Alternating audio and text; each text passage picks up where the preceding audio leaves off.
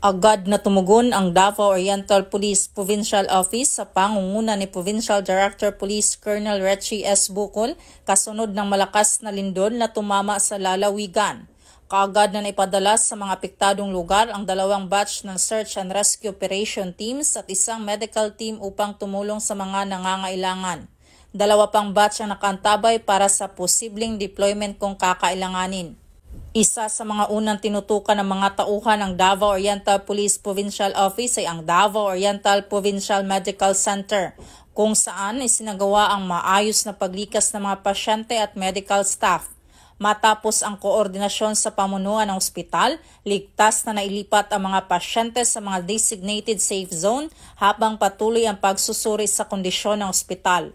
Nagbigay rin ng agarang tulong ang mga pulis tulad ng medical assistance, crowd control at logistic support upang mas siguro ang maayos na proseso ng evacuation at agarang tulong para sa mga evacuees.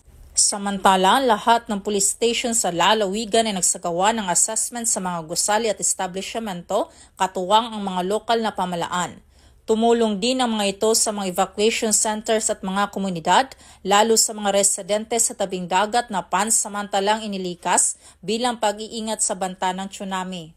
Patuloy ring nagbibigay ng mahahalagang impormasyon ang Davao Oriental Police Provincial Office sa publiko sa pamamagitan ng kanilang opisyal na social media platforms upang mapanatili ang kalaman at kaligtasan ng bawat isa. Nananawagan si Police Colonel Bukol sa mga mamamayan na manatiling alerto at makinig sa mga tagubili ng mga kinauukulan upang maiwasan ang disgrasya. Mula dito sa Police Regional Office 11, ako ang inyong PNN Correspondent, Patrolwoman Daphne Pasaol, alagad ng batas, tagataguyod ng balitang pulis.